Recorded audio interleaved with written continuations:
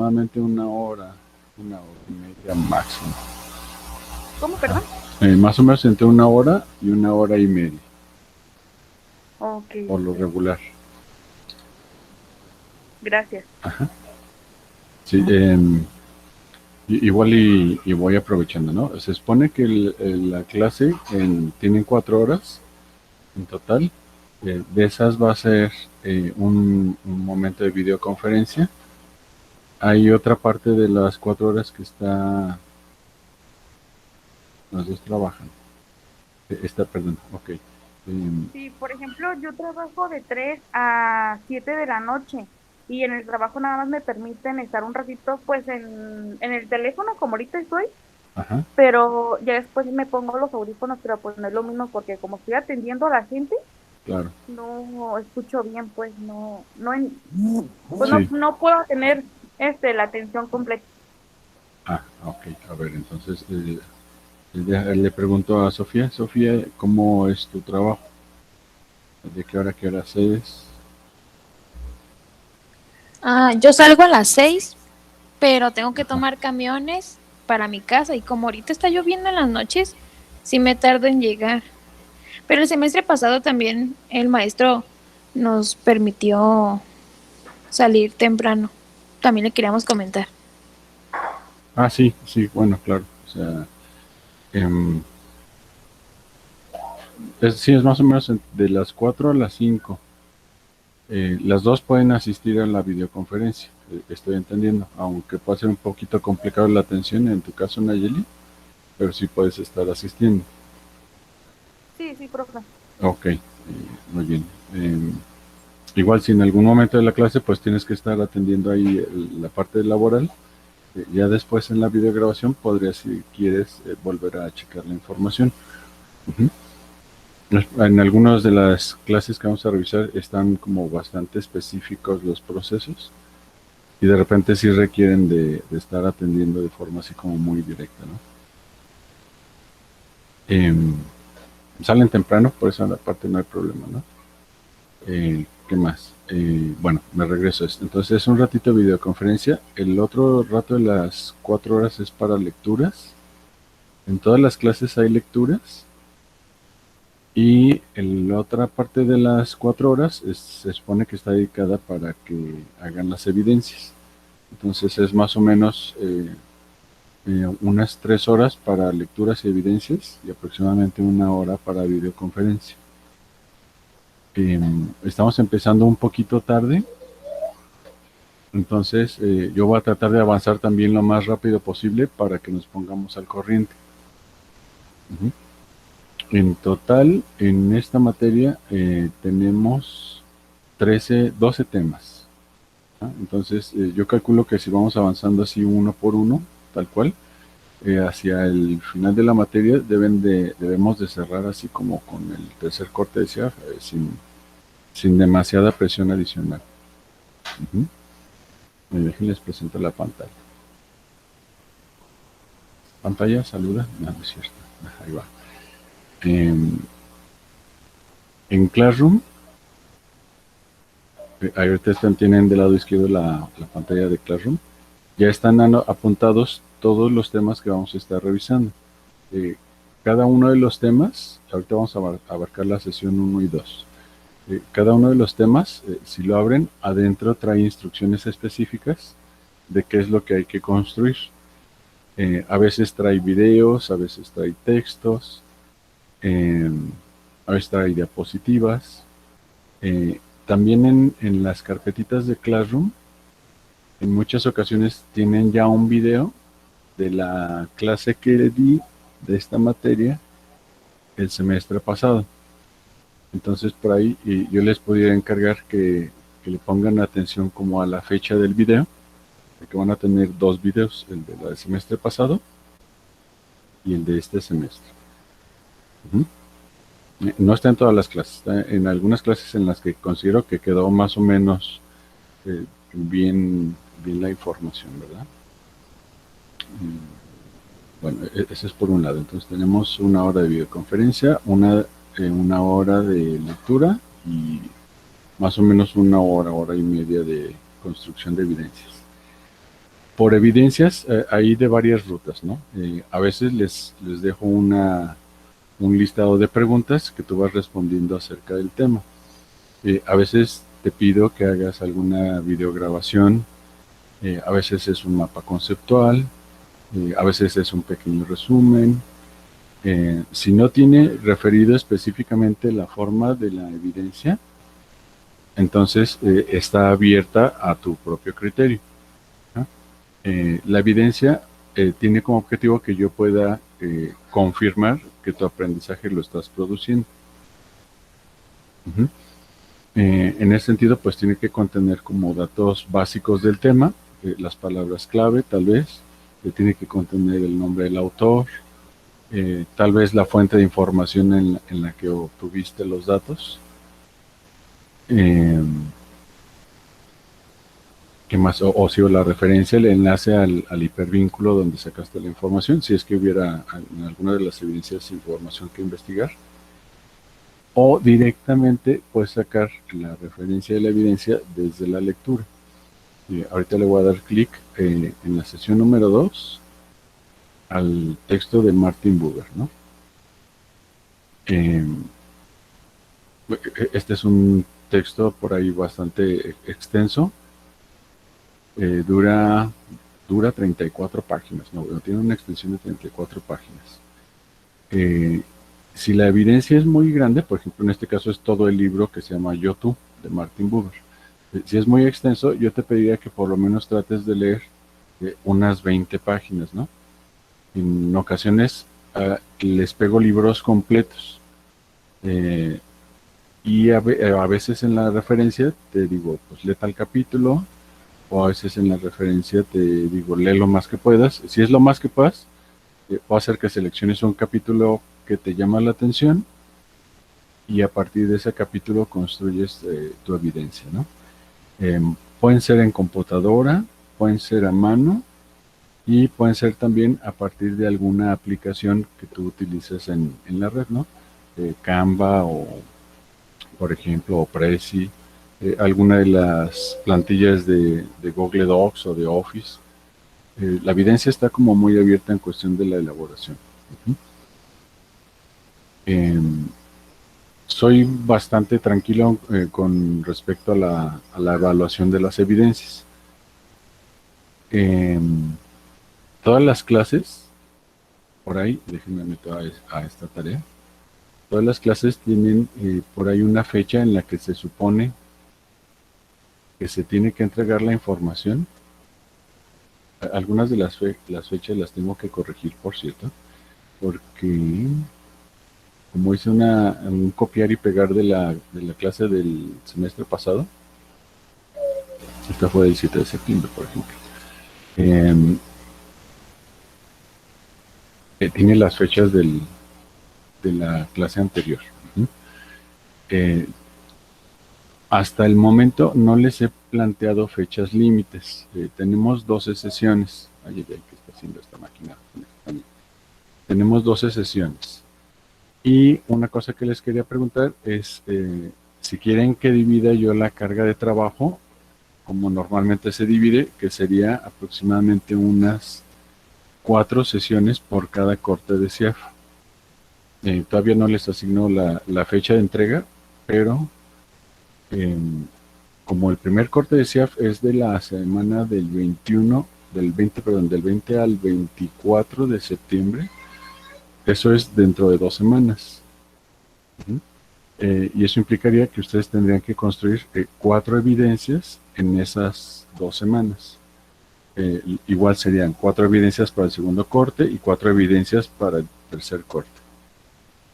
O si prefieren, que reduzca la carga ahorita al inicio, pero también implicaría que hacia el segundo corte tendrían que ser más evidencias. Por ejemplo, podría ser que ahorita fueran 3, en el segundo 5 y en el tercero 4. O para este corte 2, y luego 5 y luego otras 5. Lo que sí es importante es completar los 12 temas que tenemos que abordar. ¿Ah? Entonces, les pregunto, así directamente, ¿no? Ponme los 3 números que consideras que pudieran ser la carga de trabajo. 444, 254, no sé. Y vamos a tratar de crear un consenso en este momento, ¿sale? Sofía, nos dices que viene de 4x4, ¿verdad? Y Nayeli, no sé qué opinas tú. Si estás de acuerdo en también 4x4. Ok. Entonces, esas fechas se las voy a programar hasta el día viernes, si les parece que es como lo más que me puedo extender yo. Viernes 24 de septiembre para las primeras 4 clases. ¿Sí? ¿Cuáles son las primeras 4 clases? Déjenme, me voy para acá. Y tenemos la 1, la sesión 2, la sesión 3 y la sesión 4. Entonces para el segundo corte van a quedar las 5, 6, 7 y 8. Y para el tercer corte, de la 9 hasta la 12. Creo que así está bastante fácil la información. Para el viernes, estamos a 7 de septiembre, estas primeras 4 serían para el viernes 24 de septiembre. Entonces es la sesión 1, la 2, la 3 y la 4 para el viernes 24 de septiembre. ¿Sale? Cada uno de los temas tiene diferente información. Aquí un poquito, quizás lo primero es que leas la información y veas a ver si lo puedes completar. Si de todas formas tuvieras dudas, entonces envíame un mensaje a través de Classroom y te lo respondo. Déjenles comparto otra cosa. Y les voy a pedir también que me compartan su número de teléfono. Mi número de teléfono es 333 40 40 276. Los acabo de apuntar en el chat. Les voy a pedir que ustedes me pasen su número de teléfono para enviarles la invitación de la videoconferencia a través del WhatsApp, si les parece. Entonces tenemos el número de Sofía, 33 31 72 42 03. Y abrimos un mini grupo de 3. Y por ahí también me podrían estar enviando dudas o comentarios que tengan acerca de los temas de la clase. Nayeli 33 16 91 33 16 91 83 88. Ok, ya tenemos esta parte. De la evaluación ya tenemos, de las lecturas hay que irse asomando. Por ejemplo, en la clase número 3 vienen unas diapositivas de humanismo y le voy a dar clic ahí al texto. Este es un texto bastante grande, se llama Humanismo Integral, y tiene muchos datos, ¿no? Entonces aquí trata de leer lo más posible, ¿no? Lo que yo sí tengo que hacer es leer todo el texto o volverlo a leer en el caso de su materia para poder plantearles lo que vamos a revisar de contenido. Entonces, por ejemplo, este es un libro de 226 páginas. No espero que lo lean todo, pero sí traten como de leer lo más posible. O si ves en el índice algo que te llama la atención, ahí directamente vete sobre lo que te llama la atención. Léete unas 20 páginas y de eso haces tu resumen o tu evidencia de lectura. Me regreso. Esa es la sesión número 3. Luego, la sesión número 4.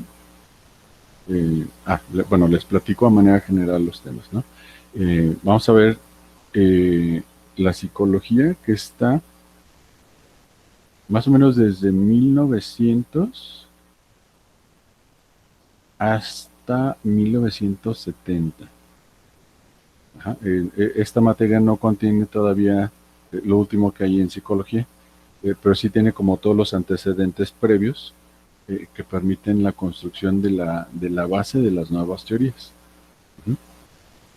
Hasta ahí creo que vamos bien, ¿verdad? Primero es fenomenología, luego es el humanismo, un poquito acerca de la Gestalt, algunos métodos y técnicas de terapia del lado de la Gestalt, de nuevo, el psicoanálisis, primero la parte teórica y después la parte de la interpretación. Eh, un, un tercer apartado de estudio de psicoanálisis tiene que ver con la descripción e identificación de fenómenos neuróticos y perversos, para poder identificar si la mente está enferma o no está enferma, ¿verdad? Después vamos a entrar en tres grandes enfoques. Uno es el modelo cognitivo, otro es el enfoque de los sistemas y después del enfoque de los sistemas vamos a ver algunas aplicaciones del modelo de sistemas familiares. Y ya, se acaba. Está bastante sencillito, ¿no?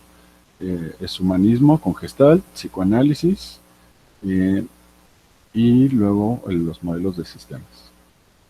No son obviamente todos los modelos que hay en psicología, pero da un buen espectro para poderse defender un poco en cuestión de la explicación e interpretación de la mente humana, ¿verdad?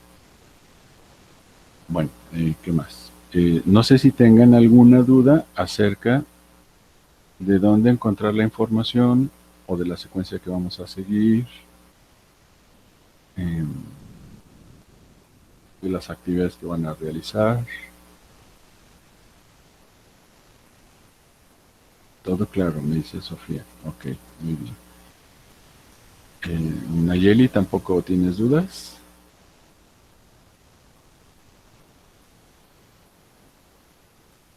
Estoy cambiando las fechas. 24, sesión 4. Ya están programadas las actividades para el primer corte de cierre. Entonces me voy a meter directamente en el tema de la sesión número 2. ¿Sí? El tema de la sesión número 2 es fenomenología. Uh-huh.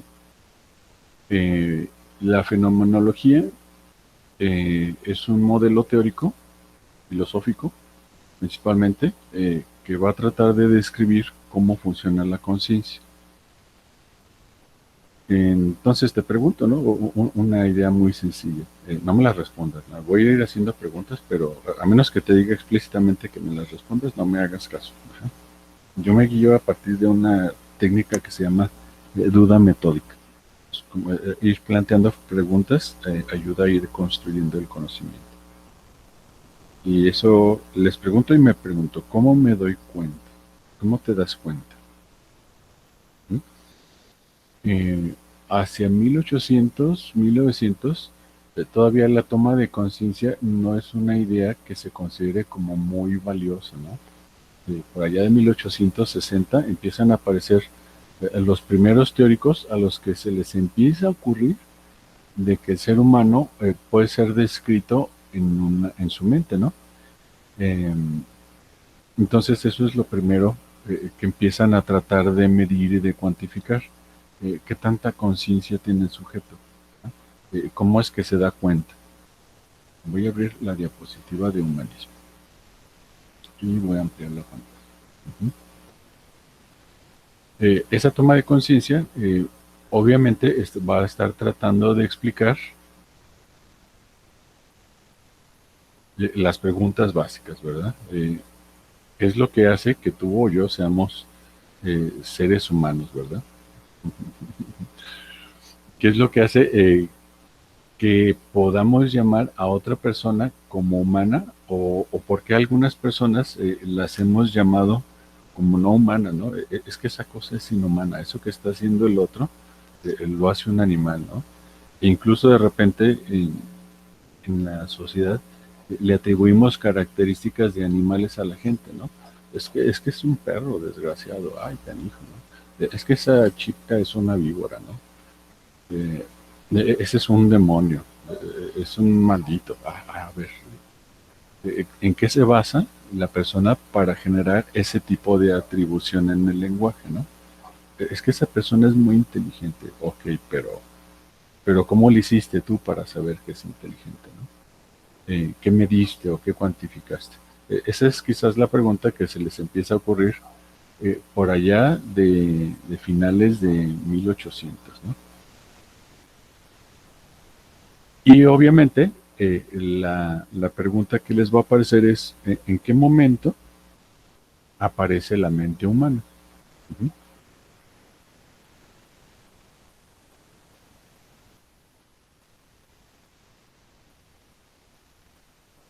Ay, yo y mis textos súper rápidos. Ajá. Eh, por allá de 1800, a ver si la tiene 86, si no me equivoco, hay un famoso personaje que se llama Darwin, ¿verdad? Y escribe un libro que se llama El origen de las especies, en el cual describe cómo a partir de la descripción de registros fósiles se puede sospechar, él no lo afirma, bien curioso, en su época no dice que lo dice con certeza, pero dice que se puede sospechar que la especie humana es producto de la evolución. ¿Mm?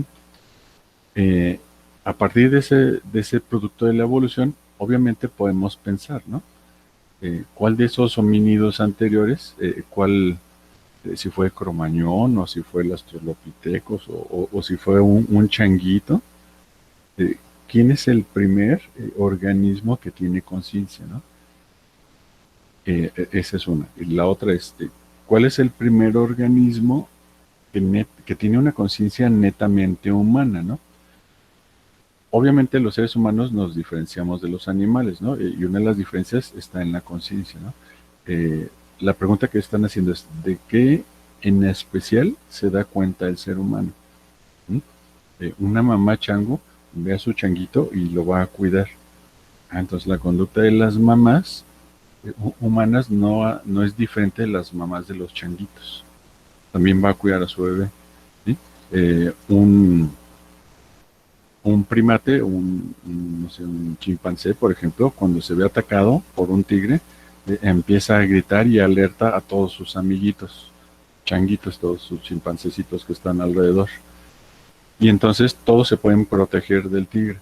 Y esa misma conducta la tenemos los seres humanos. Entonces, van a empezar a aparecer una serie de descripciones en la primera fase de la psicología, que es la psicología animal, o la psicología animal comparada, en la que se empieza a descubrir que los seres humanos tenemos muchas características que nos hacen plenamente comunes con los animales, ¿no? Y sigue apareciendo la pregunta, pero entonces, ¿en qué somos diferentes, no?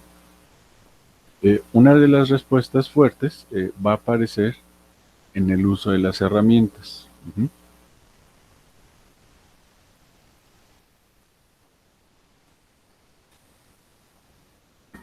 Cosas tan simples como, bueno, ahorita estas son herramientas modernas, ¿no? Pero cosas tan simples como piedras,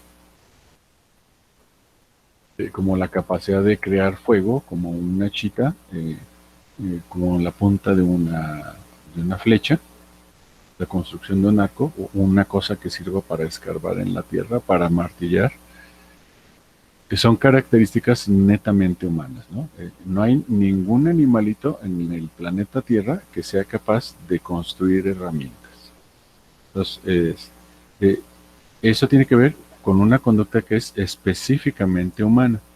Eh, Va a surgir la idea de que lo que nos diferencia de los animales, obviamente, es la herramienta. ¿Mm? ¿Cómo le hicimos los seres humanos para desarrollar la herramienta? En la mayoría del lado de los aspectos de la antropología, refieren a algo que se conoce como oposición del pulgar. Y es una cosa tan simple como que si tú abres la mano, notarás que el pulgar está prácticamente a 90 grados del resto de los dedos. Mientras que si ves, por ejemplo, la patita de un gato, todos los deditos del gato apuntan hacia la misma dirección.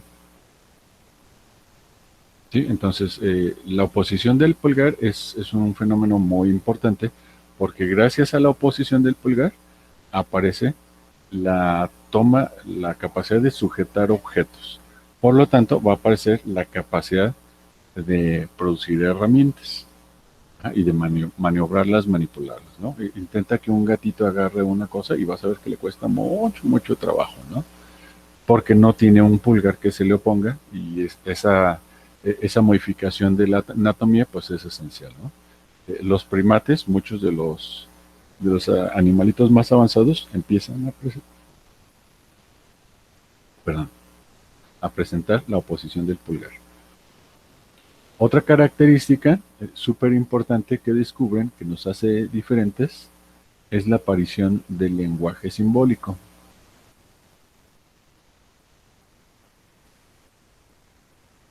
Las famosas pinturas rupestres.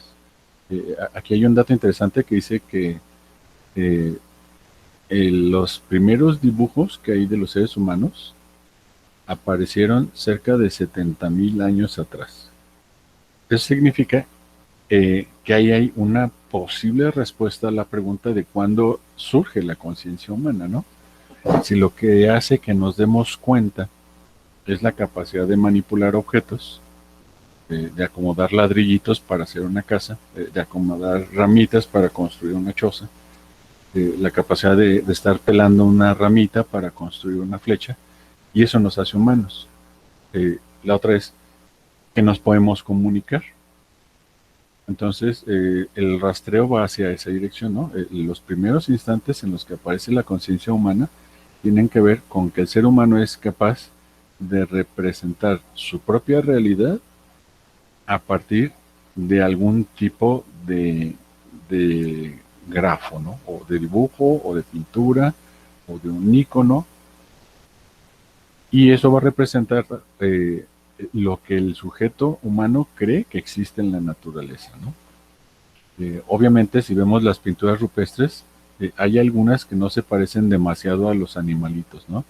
Y obviamente los muñequitos que dibujan, pues son ahí más o menos parecidos, ¿verdad? A los animalitos, pero no son completamente parecidos, ¿verdad? Desde luego, por ejemplo, aquí vemos una pintura rupestre de muñequitos que les flota la cabeza por encima. Están tratando de darle caza a un toro. Es un toro que está desproporcionado, está con las patitas muy flacas atrás, una parte enorme en el tronco y un super sistema muscular en las patas delanteras, ¿no? Los seres humanos tienen unas patas muy flacas, están muy largos, tienen prácticamente nada de cintura y obviamente ni el toro ni los humanos son así. Lo más valioso aquí es que ya tienen una representación. Esto es importante porque las primeras representaciones de los seres humanos van a derivar en empezar a hacerle más caso a los sistemas de representación simbólica.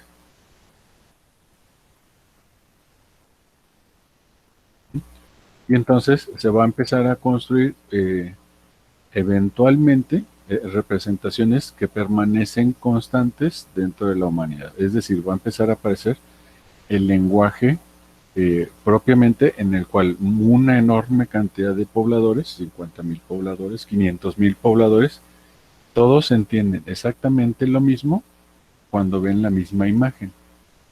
Créanme que esa es una cosa bastante complicada, ¿no? Déjenles, les muestro esta pantallita, ¿no? Aquí yo no tengo mucha idea de qué representan, si nada más viera el dibujito, ¿no? Pero estos parecen diseños de los tatuajes. Estos, si no me equivoco, viven en Oceanía. Ajá. Pero son dibujos que se encuentran una y otra vez, y que representan en este caso sonidos, ¿no? Entonces se ve ahí una colección de sonidos y cualquiera que conozca el sonido que está representado en ese dibujo puede leer la información. Entonces aquí hay un enorme salto evolutivo de simplemente hacer signos que la tribu entiende, los que vieron cuando la dibujaron y los que vieron cuando platicaron el dibujo logran descifrar, empiezan a aparecer signos estáticos que no se modifican y que van a estar apareciendo una y otra vez de la misma forma, ¿no?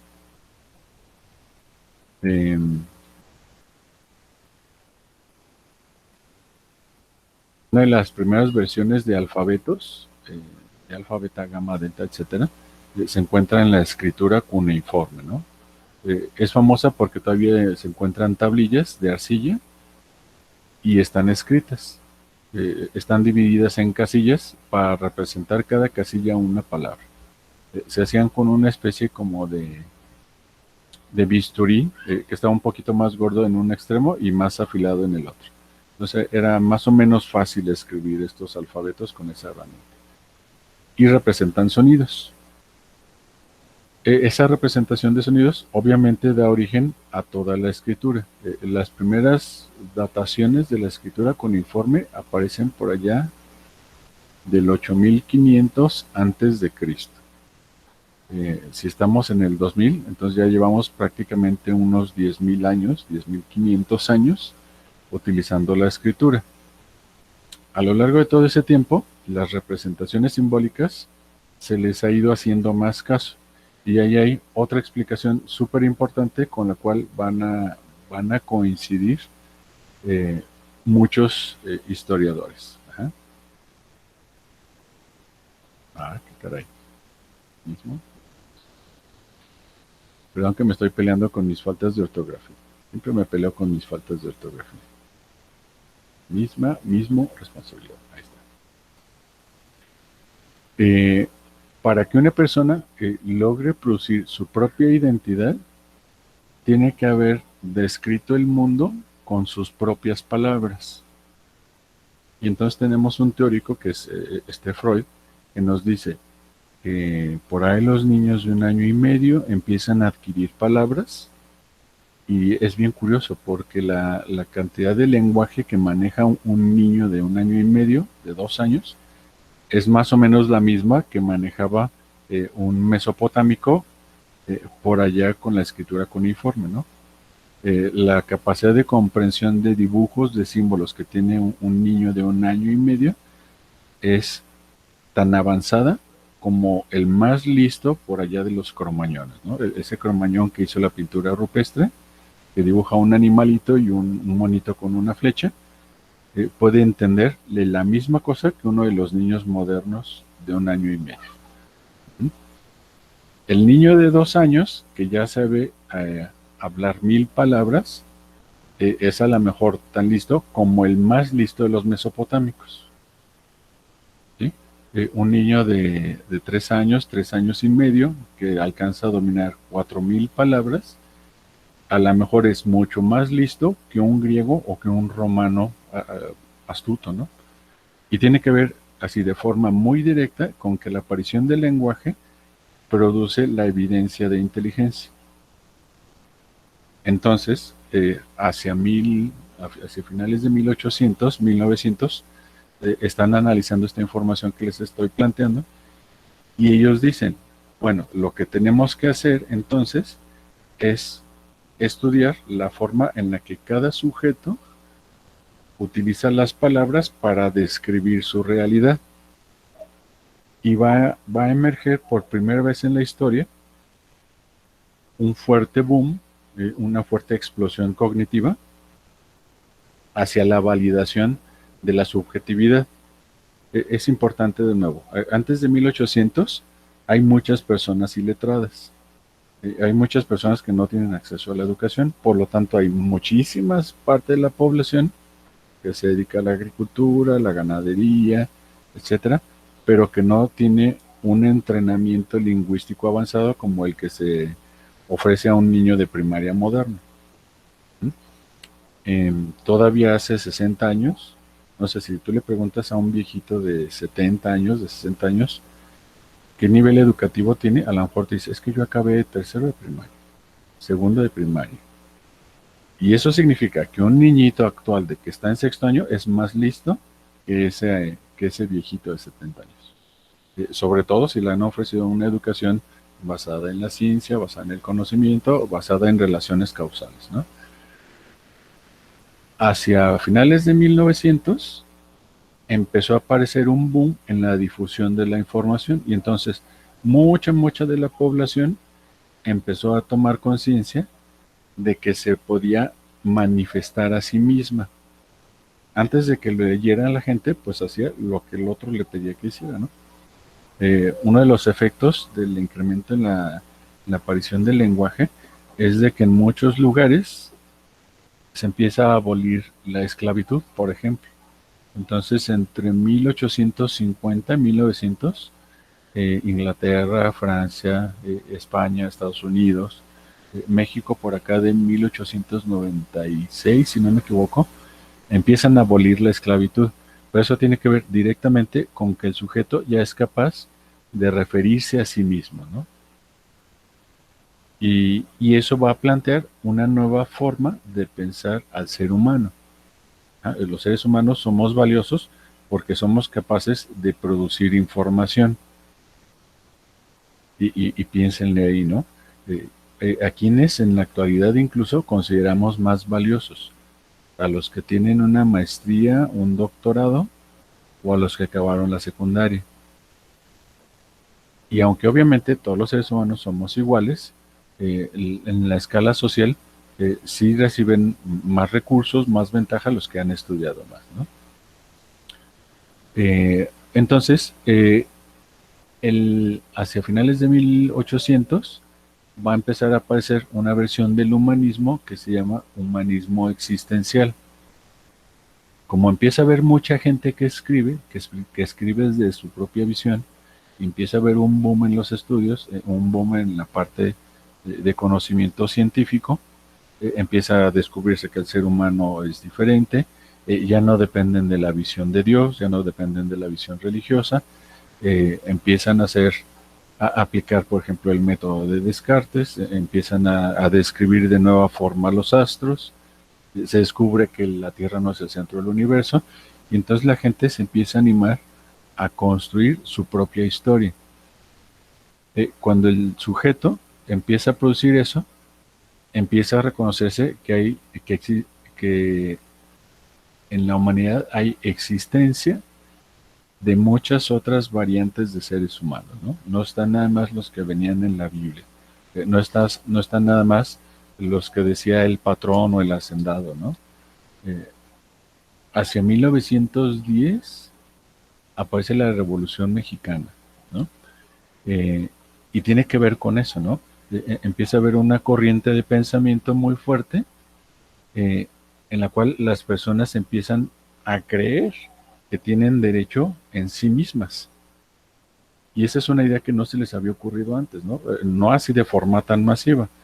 Obviamente los que estaban educados, los que tenían acceso a las universidades, a los monasterios donde también los educaban, pues aprendían la idea de que eran sujetos independientes, ¿no?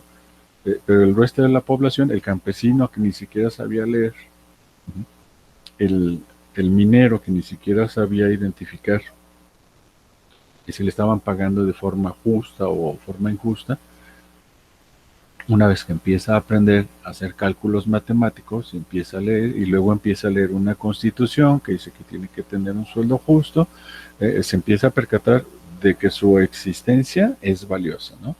Entonces, aparece el humanismo existencial. Y en el humanismo existencial dicen que para que la persona, lo voy a decir modernamente, se empodere, en aquel entonces no le decían, no sé, que se empodere, ¿no? Decían simplemente que se reconozca como ser humano, ¿no? Pero que para que la persona se empodere, tiene que ser capaz de generar descripciones de su propia existencia. Al empezar a describir a través del lenguaje quién es, lo que le gusta, lo que quiere, entonces va a caer en consecuencia de que va a aumentar la potencia de su libertad. Va a aumentar la capacidad de elegir quién quiere ser. Y aquí me falta otra parte, va a aumentar también la capacidad de tomar decisiones. Entonces va a poder elegir y va a poder decidir a partir de su propio pensamiento. ¿Por qué? Porque ya estudió un lenguaje en vez de dominar 3.000 palabras, como lo hace un campesino. Después de la primaria, domina 6.000 palabras. Y con esas otras 3.000 piezas de descripción del mundo, puede construir una realidad más completa. Ujú. Quizás te lo podría plantear como si fueran piezas de Lego, ¿no? Si tú tienes un conjunto de 3 tipos de piezas de Lego solamente, una de 2 rueditas, otra de 4 rueditas y una de una ruedita, pues vas a ir construyendo, ¿no? Vas a ir construyendo ahí despacio lo que quieras elaborar. Pero si tuvieras un conjunto de 60 tipos diferentes de piezas, obviamente el detalle de tu construcción va a ser mucho más fino, ¿no? Si tuvieras 3 colores a elegir en las piezas de Lego, sería diferente a que si tuvieras 60 colores. Entonces el lenguaje va muy, muy así de la mano en esa metáfora, ¿no? Poquitas palabras de dominio lingüístico, entonces la realidad de la persona está limitada por eso, ¿no? A todo le dice güey, y a todo le dice qué onda, y a todo le dice ira y ey. A ver, explícate, ¿qué quieres decir con ira? Ah, es que mira, estoy diciendo que le pongas atención a esto porque y me avienta un discurso de 30 palabras. Pero 30 palabras describen mejor el mundo al famoso ira o al EI de aquí de los tapatíos, ¿verdad? Allá en San Luis dicen la palabra bofo. No sé si aquí la digan, ¿no? Pero bofo significa 1000 cosas, ¿no? Puede significar no te creo, puede significar me estás vacilando, puede significar no voy a participar, puede significar que no está de acuerdo la persona, puede significar que está flojo, que está bofo. Esa es la definición original del diccionario, ¿no? Que está como aguado, como por ejemplo un pepino con mucho tiempo está aguado, ¿no? Se pone aguado. Una carne que está expuesta a la intemperie se empieza a podrir y se hace aguado. Eso está bofo. Eh, obviamente a un potosino, para corregirlo, tendría que solicitársele que traduzca esa palabra en la que define 1000 cosas por otras palabras. Creo que acá en México usamos muchas de esas, ¿no? El güey, el chinga y el no manches y el pedo. El otro día escuchaba un meme de esos en video de una persona que le hablaba a otra en inglés y le decía, ¿cómo se dice? Tengo un problema en español. Que no, pues tengo un pedo. ¿Y cómo se dice? Eh, ya, ya la logré, ¿no? No, pues ya me salí del pedo. ¿Y cómo se dice? Estoy confundido. No, pues me metí en un pedo. A ver, y el otro se enfada, ¿verdad? Porque el otro está utilizando un repertorio extenso de palabras y el mexicano todo lo está limitando a la definición de una palabra, a ese fenómeno en el cual una palabra queda super significada, se le conoce como polisemia. Pero el problema con una palabra que está hipersignificada es que no describe de forma eficiente la realidad.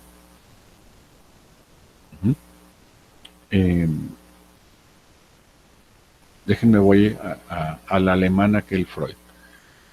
Freud propone una triple estructura de la mente: el superyo, el yo y el ello. Hago la traducción de la palabra ello al español. La palabra en alemán que utilizan para hablar acerca de las cosas que nadie entiende o que está hipersignificada es ello. Vamos a hablar acerca de ello. Acá en México decimos vamos a hablar acerca de eso, o pásame eso, o qué onda con eso. La palabra eso en mexicano se parece a la forma en la que los alemanes entienden por la palabra ello.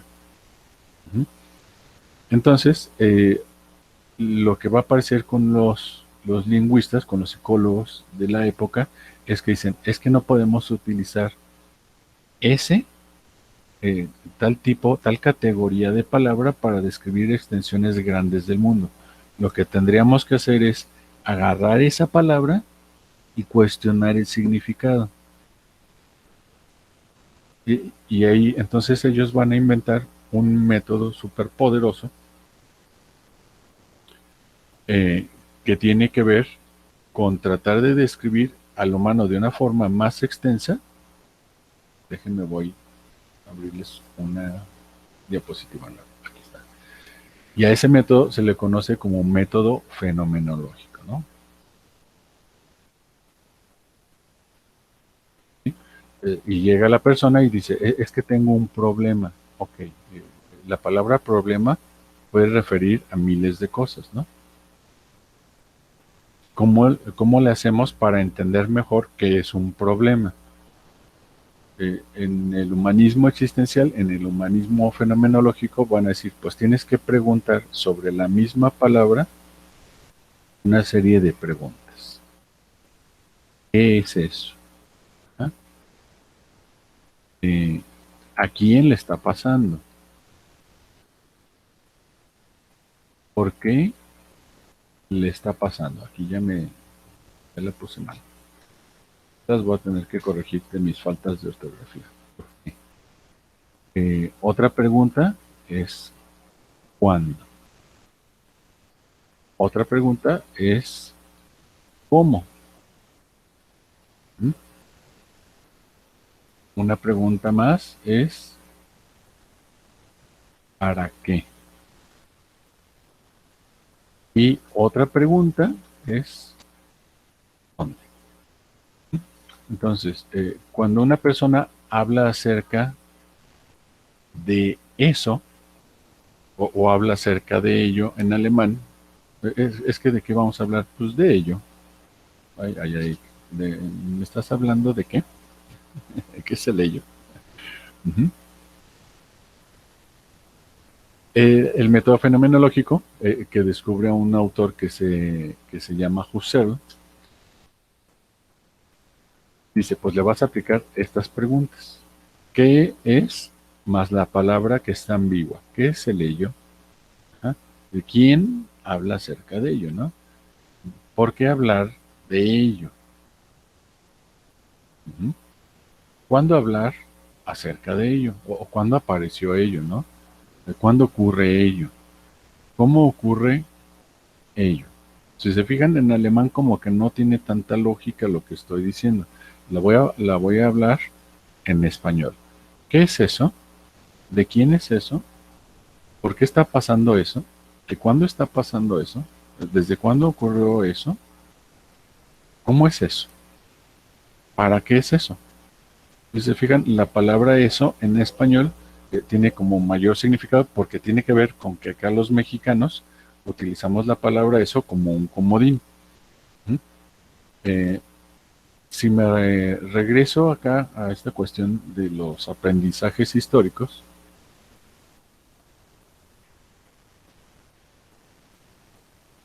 cuando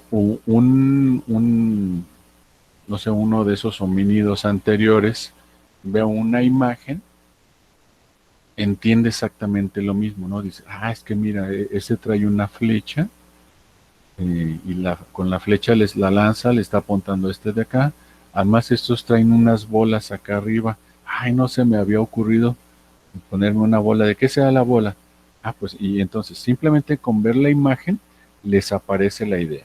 Es decir, toman conciencia de un nuevo proceso. ¿Mm?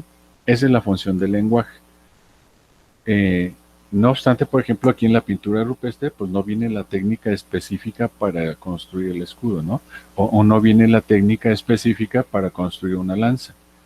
En este dibujito, en particular, de los muñequitos, parece que tienen unas cabezas de venado, ¿no? El pensamiento mágico diría, son unos hombres venado, y entonces deriva en una cosa irracional que va a empezar a producir el pensamiento teológico. Es un Dios que tiene la cabeza de animalito, ¿no? ¿Por qué? Porque a alguien se le ocurrió dibujarlo así. Uh-huh.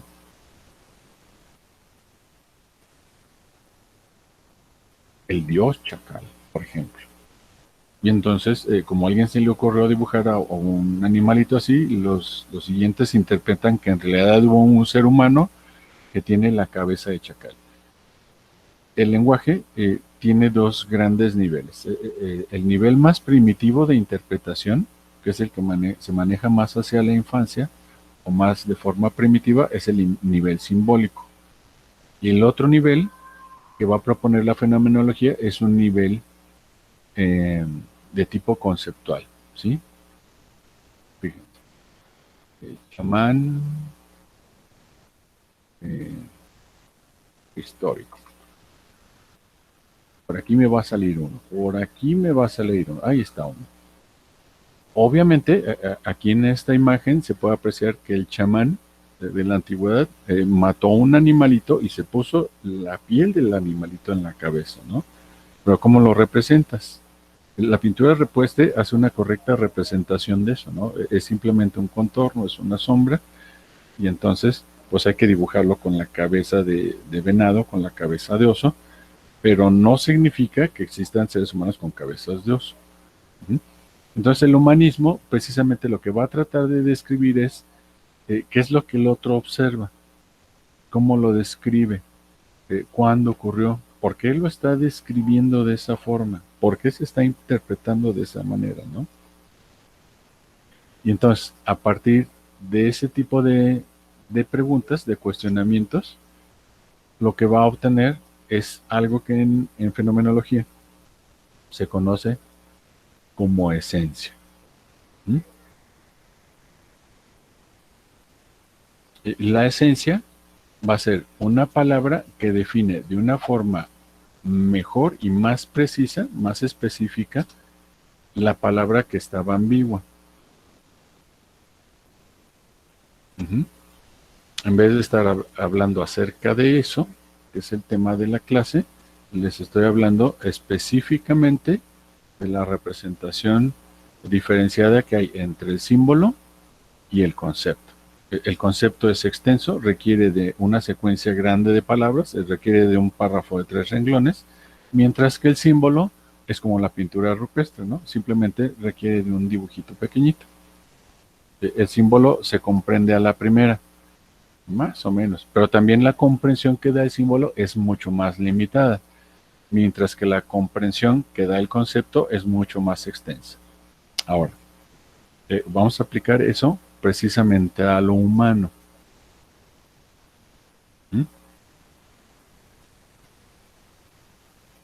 Esclavo de 1800. Claro, bien. Aquí tenemos unas fotos de esclavos de 1800. Vamos a imaginar un hacendado, ¿no? El hacendado tiene por aquí una treintena de esclavos y le preguntan, ¿qué onda con esos esclavos? Y dice, pues eso, son esclavos. Todas esas 30 sujetos, que obviamente en nuestro pensamiento actual sabemos que son diferentes, que tienen una forma de pensamiento particular, sentimientos específicos, razonamientos particulares, todos, desde la visión del hacendado, caen en una representación simbólica del esclavo. Todos los esclavos están para obedecer.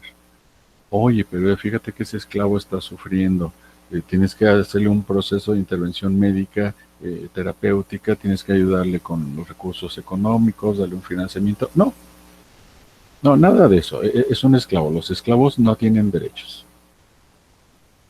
¿Sí va checando? En ese sentido, cuando se define al ser humano a partir de una representación simbólica, la cantidad de descriptores que tiene el ser humano es mucho menor. Es como si dibujáramos pinturas rupestres. Entonces, a partir de la aplicación del método fenomenológico, se produce una amplificación en el conocimiento. A ver, vamos a hablar, a aplicarlo a uno de estos muñequitos, ¿no? Déjame abrir la imagen en una pestaña nueva. Ahí se ve más grande. Y podría preguntar en particular, por ejemplo, ¿cuál es el esclavo? ¿Cuál es la persona? A lo mejor ya ni siquiera lo llamo esclavo, ¿no? ¿Cuál es la persona que es de mayor edad? Y empezamos por ahí a buscar. No son todas, no son todos. Tenemos tal vez este de abajo que está acostado y seguramente la que está en medio arriba, ¿no? Es una carita que se ve como más madura, ¿no? Y le podríamos preguntar, ¿y cómo se llama? ¿Cómo se llama? ¿Y ¿qué es lo que hace? Pues se dedica a cocinar y se dedica a remendar y se dedica a atender a los chamacos. ¿Y, y por qué hace eso? ¿Por qué le asignan esa posición? Ah, pues es que es la matriarca y porque la han tratado así sus hijos y porque la hacendado le puso en esa posición. Y entonces, dice, fijan, lo que estamos haciendo es producir una descripción mucho más extensa de ese sujeto. ¿Por qué hace eso? ¿Y para qué hace eso?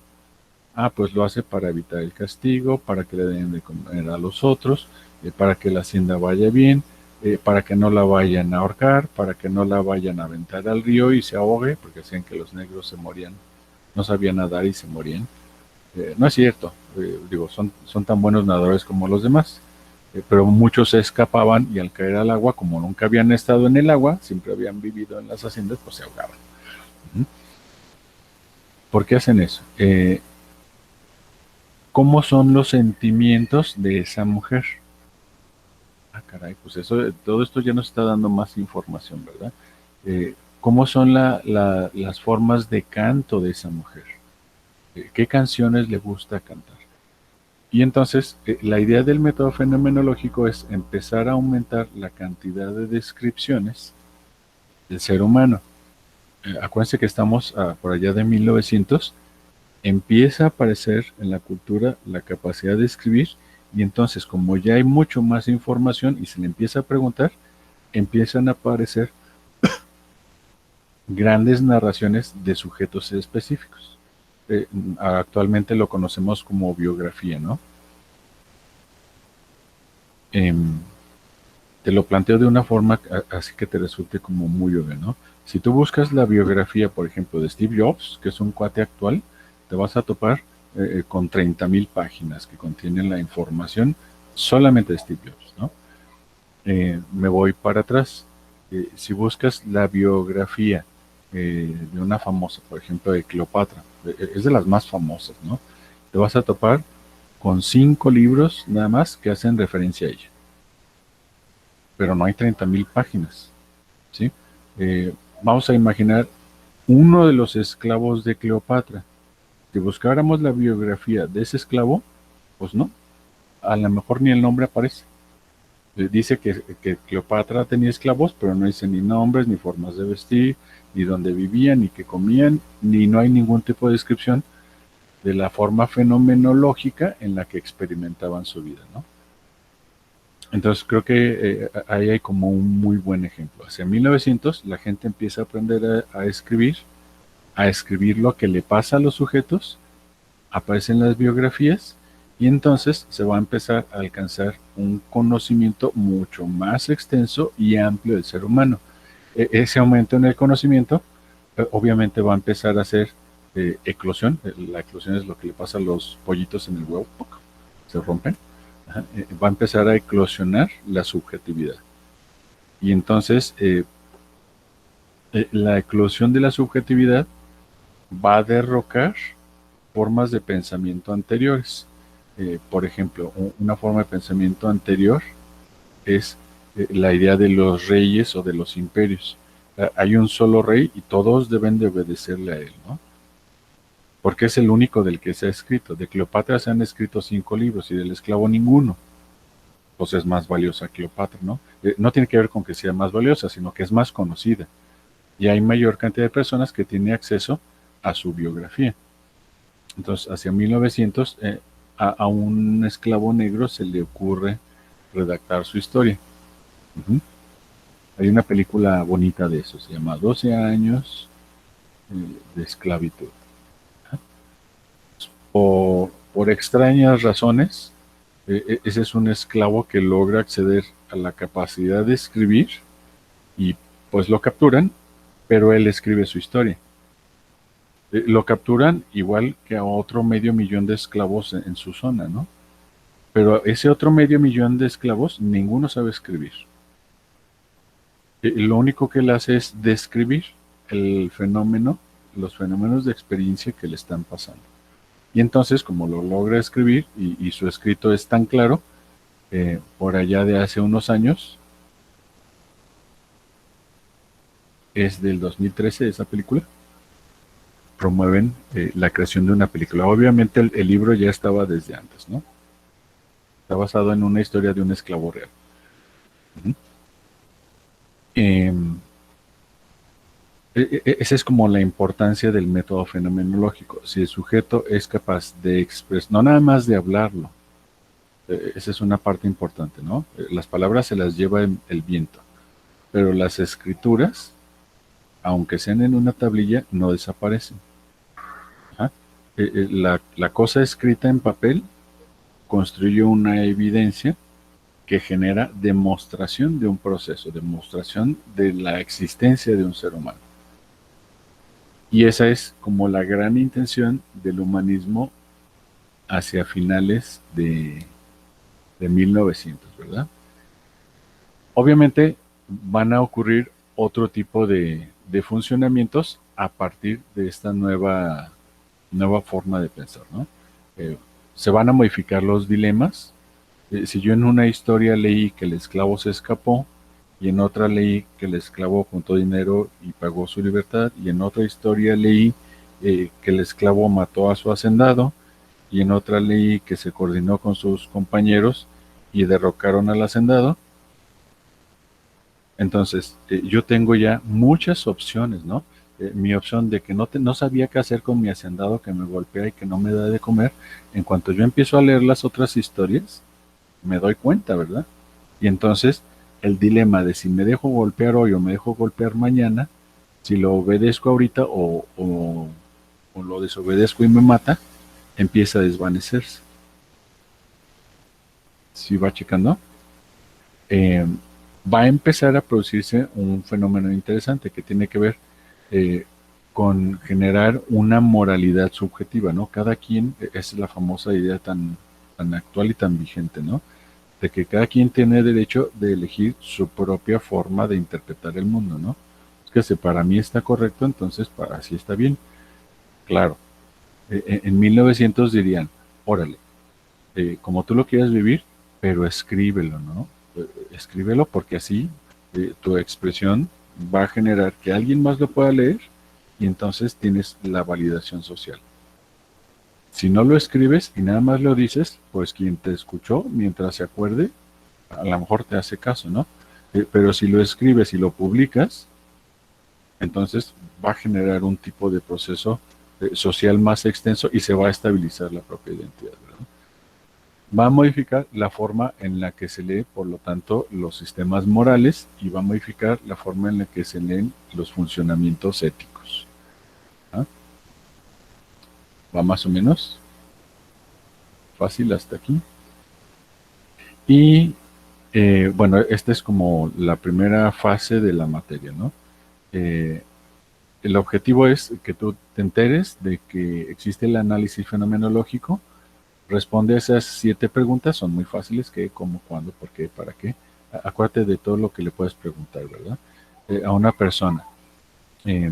Piensa en cuando has tenido un conflicto de pareja y le vas a hacer una exploración. ¿Y qué hiciste? ¿Y cómo lo hiciste? ¿Y por qué lo hiciste? ¿Y para qué lo hiciste? ¿Y con quién estabas? ¿Y cuándo estabas ahí? ¿Y dónde es el lugar específico? Hazte cuenta que esa es como la potencia del análisis fenomenológico, ¿no? Entonces, es una forma como fácil de asociarlo y de recordarlo. Es como hacerle un interrogatorio a la pareja, ¿no?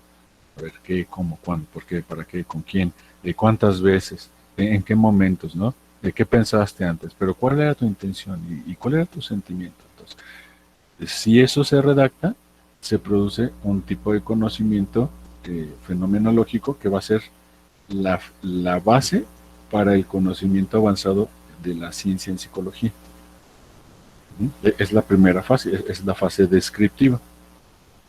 Es curioso porque antes de 1900, antes de finales de 1800, no se había producido ese tipo de conocimiento en psicología, pero tiene que ver con que nadie sabía leer y escribir, ¿no? Yo creo que el boom fuerte tiene que ver con la aparición de la imprenta con Gutenberg, ¿no? Se empieza a producir de forma masiva los libros, hay muchísima más gente que empieza a leer. En 1700 en la universidad podría haber 30 estudiantes, ¿no? y todos tenían que esperar a obtener la misma copia del libro. Pero con la aparición de la imprenta, la universidad puede tener 5 libros y en vez de 30 estudiantes puede llegar a tener 120 estudiantes, ¿no? Entonces, es mucho mayor, ¿no? En la actualidad, cualquiera de nosotros puede acceder a una enorme cantidad de información, ¿no? Quizás el límite está más en seleccionar de forma efectiva el tipo de información que se necesita y cuál va a ser útil para generar el proceso que uno está tratando de crear, ¿no? Pero bueno, em, les voy a solicitar que me platiquen un poquito, ajá, si es que pueden, de preferencia por voz, ¿no? Si no, avísenme nada más. ¿De qué te das cuenta o qué aprendes? ¿Qué piensas del método fenomenológico? Ujú. Y no sé quién va, Sofía o Nayir. No sé si puedan también. Ya sé, porque me dicen que están trabajando. Eh, Les voy a pedir que en su evidencia de la clase de hoy, además de la lectura, me hagan un parrafito chiquito, sí, ándale, lo pueden escribir. En un parrafito de unos 4 o 5 renglones, escríbanme su reflexión o su toma de conciencia, de qué te diste cuenta en esta clase. Además de la tarea que viene por ahí apuntada, que es desarrollar una evidencia, ¿verdad? Pues lo que yo te platiqué se parece a lo que dice el libro, pero como yo no nada más he leído ese libro, entonces lo más seguro es que yo haya introducido aspectos de la descripción de fenomenología que son adicionales, ¿no? Escríbenmela, por ahí la escribes, le tomas una foto, si quieres lo puedes hacer en tu libreta o por ahí en la máquina, y en la clase correspondiente, que esta es la clase número 2, ahí me pegan la evidencia, ¿sale? Y pues como yo les platiqué que iba a ser más o menos una hora, si les parece bien, si no tienen dudas, vamos a concluir esta primera sesión de clases, ¿sí? Y la siguiente vamos a avanzar un poco más con otra variante del humanismo, ¿sí? El humanismo integral, que es un poquito más avanzado que esta primera versión del humanismo que les acabo de platicar, ¿vale? Y pues entonces me despido por hoy. En un ratito, más o menos unos 10 minutos, puedo yo subir la videograbación por si la quieren revisar de nuevo, ¿sale? Y pues nos vemos el próximo martes, les envío un mensaje por ahí de las 4 de la tarde, ¿sale? Y pues pasen bonitos días. ¿Sale? Terminamos. Detengo la grabación.